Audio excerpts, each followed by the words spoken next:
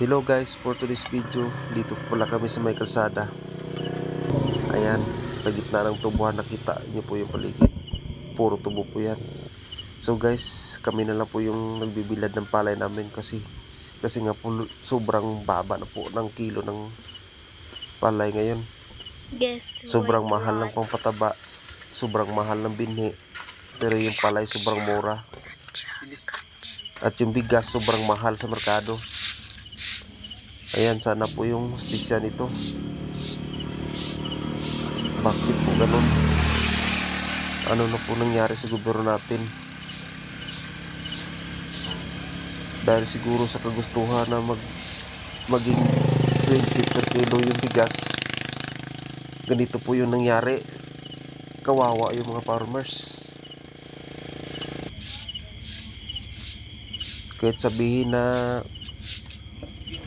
natin na nagbibigay ng ayuda yung gobyerno natin sa mga farmers, hindi pa rin po yun sapat kasi sobrang laki ng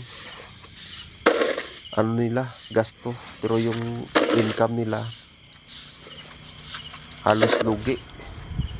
Thank you for watching.